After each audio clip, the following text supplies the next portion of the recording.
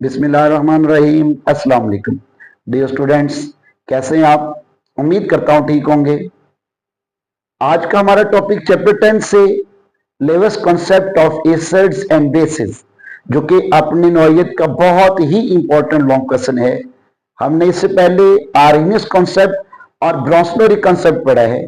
उसके मुकाबले में देखा जाए तो ये उससे सबसे ज्यादा इंपॉर्टेंट लॉन्ग क्वेश्चन बनता है बोर्ड के पॉइंट ऑफ व्यू के लिहाज से भी, और डेली आपके रूटीन के टेस्ट जो हैं, चेन टेस्ट, उनके लिए भी और वीकली टेस्ट के लिए भी ये बहुत इंपॉर्टेंट लॉन्ग क्वेश्चन है।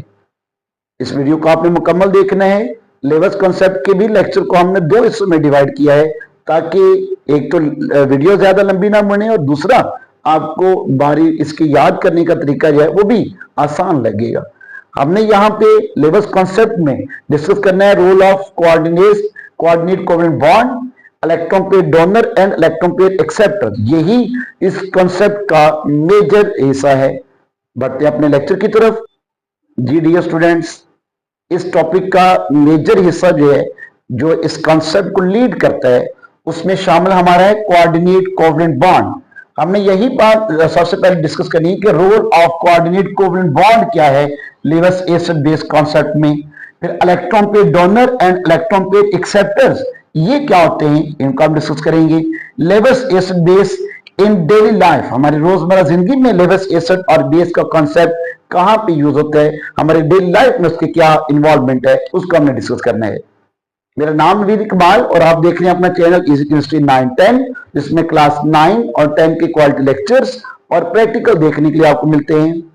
अगर आप चैनल पे नए हैं तो वीडियो को लाइक करें, चैनल को सब्सक्राइब करें और बेल आइकन को जरूर प्रेस करें, ताकि आगे आने वाली तमाम तर वीडियोस आपको नोटिफाई हो सके। बढ़ते अपने लेक्चर की तरफ।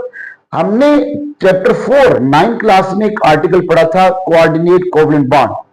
अगर आपको याद हो तो फौरी अपने माइंड को फ्रेश करें और इस कॉन्सेप्ट को रिकॉल करें। हाँ, जरा इसकी डेफिनेशन आती है आपके ज़हन में? क्या डेफिनेशन थी कोऑर्डिनेट कोवेलेंट बॉन्ड? यकीनन नहीं आई होगी, भूल गए होंगे। अगर आई भी तो ये बहुत अच्छी बात है, मैं आपको दोबारा रिकॉल कर देता हूं। Coordinate covalent bond is a type of covalent bonding in which the electron pair या bond pair electron is donated by one bonded atom only. The atom which donate electron pair is called donor and the atom which accept electron pair is called acceptor. याद आया कुछ? हाँ, बिल्कुल यही definition थी। इसी concept को हमने यूज करने हैं इस हिस्से के अंदर लेवस कॉन्सेप्ट में, और वही डेफिनेशंस, वही एग्जांपल्स हैं यहाँ पे हम डिस्कस करेंगे। Role of coordinate covalent bond क्या है, इलेक्ट्रॉन पेयर डोनर एक्सेप्टर, इनकी भी बात की जाएगी। इससे पहले हमने पढ़े थे Arrhenius concept and Bronsted Lowry concept. Arrhenius and Bronsted concepts of acids and bases explain the substances that contain protons. अब यहां ब्रॉन्सलरी और एसिड कॉन्सेप्ट में और आपके लेवस आर्हेनियस कॉन्सेप्ट में उन चीजों को आपने डिस्कस किया था जिनके पास प्रोटॉन्स होते हैं, यानी या तो प्रोटॉन डोनेट कर सकती हैं, प्रोटॉन एक्सेप्ट कर सकती हैं, या वाटर में डिसॉल्व होने पर H पॉजिटिव प्रोटॉन आयन्स हैं, ये डोनेट कर से रिलीज कर सकें, डिसएसोसिएट हो सकें, हाइड्रोक्सिल आयन दे सकें। ये सारा अपने आर्हेनियस एंड ब्रोंसलरी कॉन्सेप्ट में पढ़ा था। यहां पे समझ लें कि Arrhenius concept, Bronsted Lowry concept versus Lewis concept, इनको आपने कंपेयर करना था। उसी कंपैरिजन के लिहाज से हम डेफिनेशंस की बात करेंगे। ये कॉन्सेप्ट 1923 में साइंटिस्ट जीएन लेवस ने दिया था। जिल्बर्ट न्यूटन लेवस उसका पूरा नाम था। आपकी बुक में जीएन लेवस लिखा हुआ है, जिल्बर्ट न्यूटन लेवस उसका पूरा नाम है। और ये कॉन्सेप्ट की बुनियाद थी electron pair transfer theory, electron pair का ट्रांसफर होना। क्योंकि इससे पहले जो आपने ब्रोंसलरी कॉन्सेप्ट पढ़ा था, ये ब्रोंसलरी कॉन्सेप्ट, ये कॉन्सेप्ट किस बुनियाद पर था? प्रोटॉन ट्रांसफर थ्योरी के लिहाज से। प्रोटॉन ट्रांसफर कॉन्सेप्ट या प्रोटॉन ट्रांसफर थ्योरी के लिहाज से आपने ये पढ़ा था आर्हेनियस ब्रोंसलरी कॉन्सेप्ट। इसी तरह आर्हेनियस कॉन्सेप्ट में प्रोटॉन डोनेट होता है, वाटर के अंदर रिलीज होता है, उसकी बात हमने की थी। अब यहां पे इलेक्ट्रॉन पेयर ट्रांसफर थ्योरी की बात करेंगे, यानी यहां पे इलेक्ट्रॉन पेयर का ट्रांसफर होना है एसिड्स और बेसिस के दरमियान में। इस कॉन्सेप्ट के मुताबिक डेफिनेशन बात करें तो acid is a substance, molecule और ion that can accept a pair of electron except a pair of electron. Bronsted Lowry concept में एसेस प्रोटॉन डोनेट करते हैं और बेस प्रोटॉन एक्सेप्ट करते थे। यहां पे एसेट इलेक्ट्रॉन पेयर एक्सेप्ट करेंगे, इलेक्ट्रॉन पेयर एक्सेप्टर बनेंगे। ये ज़हन में रखना आपने। अक्सर बच्चे गलती यही कर देते हैं कि वो ब्रॉन्सबरी कॉन्सेप्ट के मुताबिक एसिड के डोनर और बेसिस को एक्सेप्टर समझ लेते हैं, लेकिन यहाँ पे ये आपने ज़हन में रखना है कि आप एसिड हैं एक्सेप्ट इलेक्ट्रॉन पेयर एक्सेप्ट होते हैं accept a pair of electron, और उसके साथ ही बेस जिसको प्रोटॉन डोनेट करेगा वो बेस होगा। Base is a substance molecule और ion that can donate a pair of electron. जो इलेक्ट्रॉन पेयर डोनेट कर सकता हो उसे हम बेस का नाम देंगे। यानी एसिड्स इलेक्ट्रॉन पेयर एक्सेप्टर और बेसिस हैं वो इलेक्ट्रॉन पेयर डोनर कहलाएंगे। यानी कि यहां पे नहीं है donation and acceptance of electron pair results in the formation of coordinate covalent bond. Acid और बेस के दरमियान इलेक्ट्रॉन पेयर की ट्रांसफर होना है, इलेक्ट्रॉन पेयर की डोनेशन एंड एक्सेप्टेंस होनी है, तो इलेक्ट्रॉन पेयर की डोनेशन एंड एक्सेप्टेंस से कोऑर्डिनेट कोवलेंट बॉन्ड बनता है। कोऑर्डिनेट कोवलेंट बॉन्ड की डेफिनेशन जैसे मैंने बताई थी कि बॉन्ड पे इलेक्ट्रॉन इज डोनेटेड, या लूज या गेन या शेयर की बात ही नहीं कर रहे, हम डोनेटेड की बात करें तो electron pair is donated by single bonded atom only. अब यहां पे एक एटम एक मॉलिक्यूल या आयन इलेक्ट्रॉन पेयर डोनेट करेगा जो कि बेस बनेगा, और दूसरा इलेक्ट्रॉन पेयर एक्सेप्ट करेगा जो कि एसिड कहलाएगा। इस तरह इलेक्ट्रॉन पेयर की डोनेशन और एक्सेप्टेंस से कोऑर्डिनेट कोवलेंट बॉन्ड जनरेट होता है। बढ़ते अपने लेक्चर के दूसरे हिस्से की तरफ। जी स्टूडेंट्स, 9th क्लास में जो हमने एग्जांपल की थी वही दोनों एग्जांपल यहाँ पे कोऑर्डिनेट कोवलेंट बॉन्ड की मौजूद है, जिसमें reaction between ammonia and boron trifluoride हमने किया था, सेम वही एग्जांपल यहाँ मौजूद है। और reaction between ammonia and a proton H positive ion, वो भी एग्जांपल यहाँ पे मौजूद है। अब उस एग्जांपल को एसिड और बेस के साथ हम रिलेट करेंगे, उनका कंपैरिजन करेंगे। अब पहली example reaction between ammonia and boron trifluoride, ammonia और बोरॉन ट्राइफ्लोराइड के दरमियान होने वाला रिएक्शन। अब ये रिएक्शन समझने से पहले मैं आपको अमोनिया बोरॉन ट्राइफ्लोराइड इनकी थोड़ी सी बैकग्राउंड बता देता हूं। अमोनिया होता है NH3।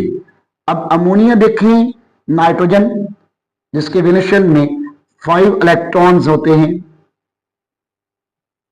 क्योंकि नाइट्रोजन का एटॉमिक नंबर 7 है।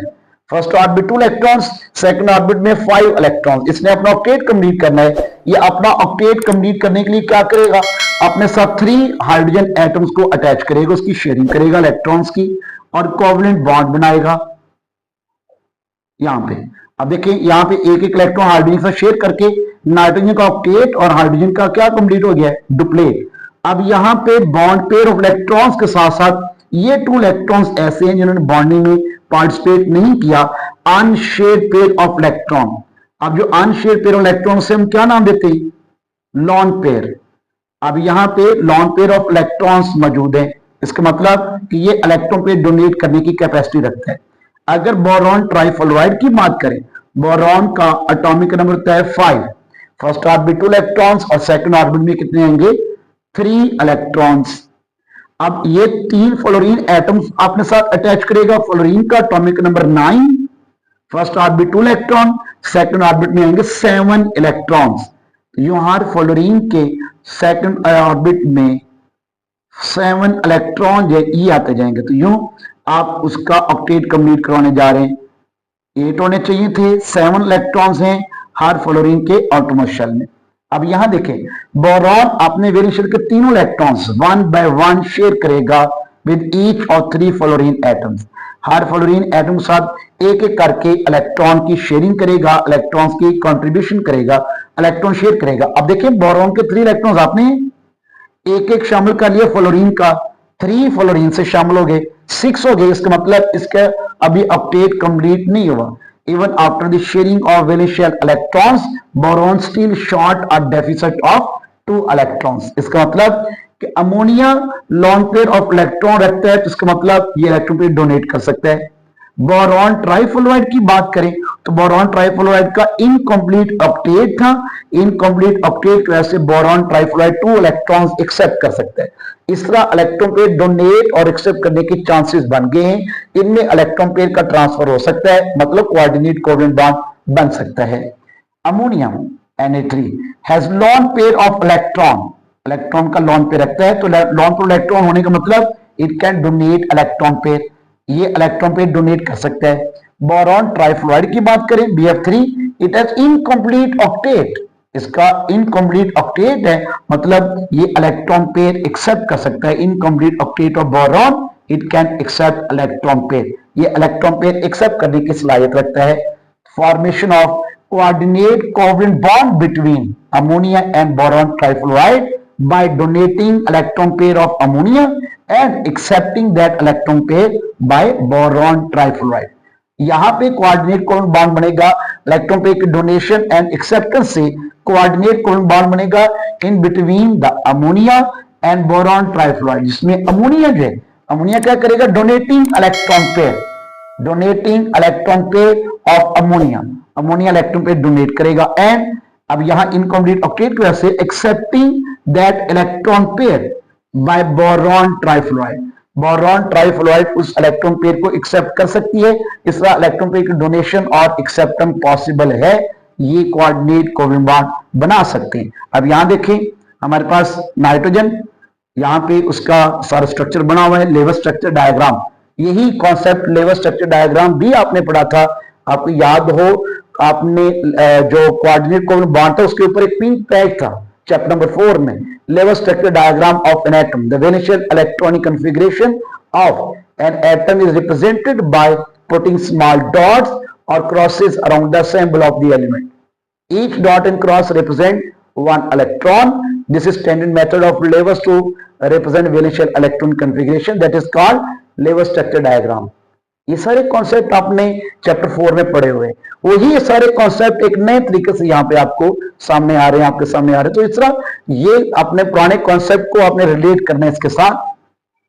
अब यहां पे देखें, ये अमोनिया अपना लोन पे डोनेट करेगा इनकम्प्लीट ऑक्टेट रखने वाले बोरॉन को, बोरॉन इलेक्ट्रॉन पेयर एक्सेप्ट कर सकता है, इस तरह कोऑर्डिनेट कोवेलेंट बॉन्ड बनेगा। कोऑर्डिनेट कोवेलेंट बॉन्ड को स्मॉल एरो से इंडिकेट करते हैं, head of arrow is towards the acceptor atom, इसका मतलब अमोनिया इलेक्ट्रॉन पेयर डोनेट कर रहा है, boron trifluoride electron pair accept कर रहा है। अब जो इलेक्ट्रॉन पेयर डोनेट करता है उसे हम क्या कहेंगे, डोनेट करने वाला क्या होगा, बेस, इसका मतलब ammonia act as a base.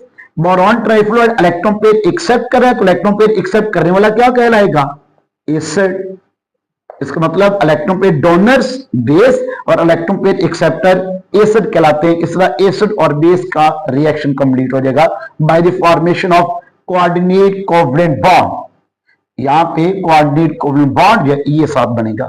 दूसरी एग्जांपल इसकी, reaction between ammonia and a proton, ammonia और प्रोटॉन के दरमियान होने वाला रिएक्शन, उसे कैसे आप कंप्लीट कर सकते हैं। अब देखें प्रोटॉन, अमोनिया को तो मैंने आपको बता दिया कि ये सारा स्ट्रक्चर होता है, उसके बाद लोन पेयर इलेक्ट्रॉन्स क्यों होता है, ये अभी आप डिस्कस कर चुके हैं। यहां प्रोटॉन की एक हकीकत की बात कर, हाइड्रोजन की बात करें तो हाइड्रोजन के न्यूक्लियस में 1 प्रोटॉन होता है, 1 प्रोटॉन, और 1 ही उसके पास क्या होगा, इलेक्ट्रॉन। अगर हाइड्रोजन अपने वैलेंशियल का 1 इलेक्ट्रॉन भी लूज कर दे, जो 1 इलेक्ट्रॉन था वो इलेक्ट्रॉन 20 का लूज हो जाता है, निकल जाए, तो पीछे क्या बचेगा, सिर्फ एक प्रोटॉन। अब इस प्रोटॉन ने अपना फर्स्ट ऑर्बिट कंप्लीट करना है, तो फर्स्ट इसके पास तो कोई इलेक्ट्रॉन नहीं, इसका मतलब अब प्रोटॉन 1 इलेक्ट्रॉन पेयर एक्सेप्ट कर सकता है, 2 इलेक्ट्रॉन्स ले सकता है, एक्सेप्ट कर सकता है। तो जब वो रिएक्ट करेगा अमोनिया के साथ जिसके पास लोन पेयर इलेक्ट्रॉन मौजूद है, फौरी तौर पर एक्सेप्ट करेगा और कोऑर्डिनेट कोवेलेंट बॉन्ड बना सकते हैं। Simple cations like proton itself and metal ions, protons भी और मेटल आयंस भी पॉजिटिव कीटोन्स हैं, ये भी एक्ट एज लिवस एसिड्स, ये लिवस एसिड के तौर पे काम करेंगे। अमोनिया जैसे कि Na3 donate electron pair, base बनेगा, and proton accept electron pair, that is called acid. इस तरह इनके दरमियान अमोनिया के पास लोन पेयर इलेक्ट्रॉन है, ये लोन पेयर इलेक्ट्रॉन डोनेट हो जाएगा, चला जाएगा H पॉजिटिव प्रोटॉन के पास, इस तरह इनके दरमियान रिएक्शन से कोऑर्डिनेट कोवेलेंट बॉन्ड बनेगा। अब प्रोटॉन का पॉजिटिव चार्ज पूरे मॉलिक्यूल पे आ जाएगा और ये बन जाएगा ammonium radical, NH4 positive ion, ammonium radical का नाम देंगे इसको, NH4 पॉजिटिव अमोनियम रेडिकल बन जाता है। इस तरह एसिड और बेस के दरमियान रिएक्शन से कोऑर्डिनेट कोवेलेंट बॉन्ड बनेगा। The product of lives acid base reaction is a single species called an adduct, Lewis acid और बेस की जो प्रोडक्ट है सिंगल स्पीशीज है, सिंगल प्रोडक्ट होती है, इसको अडक्ट का नाम दिया जाएगा, अडक्ट कहलाती है। अब ये स्ट्रक्चर आप कोशिश तो यही करेंगे कि सेम एज इट ऐसे ही बनाएं, डॉट एंड क्रॉस के साथ जैसे लेवल स्ट्रक्चर डायग्राम है वैसे ही बनाएं। लेकिन बाज़ औक़ात ऐसा होता है कि पेपर में आपके पास टाइम कम बचता है, लिख रहे हैं आपके पास टाइम कम बच रहा है और आप देख रहे हैं कि अगर आप इस तरह डॉट्स एंड क्रॉस के साथ स्ट्रक्चर बनाना को शुरू करेंगे तो टाइम ज्यादा लग जाएगा। उसका एक सिंपल सा क्लिक है, मैं आपको बता देता हूं कि आप उस सिंपल क्लू को कैसे यूज करेंगे, आपका क्वेश्चन भी गलत नहीं होगा। हाँ, इंप्रेशन थोड़े से कम हो सकते हैं लेकिन गलत नहीं उसे कह सकते। आप इन डायग्राम्स को कैसे बना सकते हैं, आप सिंगल कोवलेंट बॉन्ड के साथ बना दें, जैसे कि ये हमारे पास इस तरह से बन जाएगा क्या, अमोनिया। इधर हमारे पास बोरॉन ट्राइफ्लोराइड, इस तरह से बोरॉन के साथ 3 फ्लोरीन एटम्स, इनको आप अटैच कर दें। सिंगल कोवलेंट बॉन्ड से बजाय डॉट्स और क्रॉस लगाने के सिंगल कोवलेंट बॉन्ड से आपने रिप्रेजेंट कर देना है, यूं टाइम कम कंज्यूम होगा और आपका क्वेश्चन भी बच जाएगा। इस तरह भी आप बना सकते हैं, इसको कंप्लीट कर सकते हैं, लेकिन ऐसा तब करना है जब आपके पास टाइम शॉर्ट रह जाए। आपकी फर्स्ट प्रायोरिटी क्या होनी चाहिए, डॉट्स एंड क्रॉस के साथ ही आप उसका स्ट्रक्चर बनाएं, ये आपकी फर्स्ट प्रायोरिटी होनी चाहिए।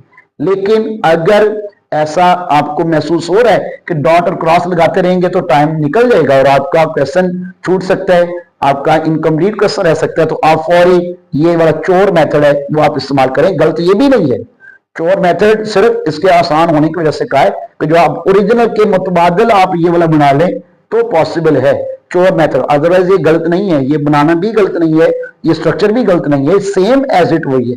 ये डॉट्स एंड क्रॉस फॉर्मूला है, ये स्ट्रक्चर फॉर्मूला है, दोनों तरह से ठीक है, गलत नहीं होगा लेकिन टाइम बच जाएगा। तो ये आपका हाफ रिएक्शन आपका कंप्लीट होगा, हाफ कॉन्सेप्ट हाफ आर्टिकल आपका कंप्लीट होगा। अगर आपको इसके बारे में अभी कुछ समझ नहीं आई तो वीडियो को रिवाइंड करें, दोबारा से देखें और इस सारे कॉन्सेप्ट को बुक के साथ रिलेट करें, बुक खोल के साथ रखें और उसको रिलेट करते रहें ताकि आपका ये कॉन्सेप्ट क्लियर हो जाए। इसका सेकंड पार्ट वो इंशाल्लाह अगली वीडियो में आपको प्रोवाइड करेंगे, तब तक आप अपने चैनल के साथ जुड़े रहिए। अगर आपने अभी तक वीडियो को लाइक किए बिना ही जा रहे तो वीडियो को फौरन लाइक करें, चैनल को सब्सक्राइब करें, बेल आइकन को प्रेस करें ताकि आगे आने वाली वीडियो के नोटिफिकेशन भी आपको बर वक्त मिल सके। अल्लाह हाफिज।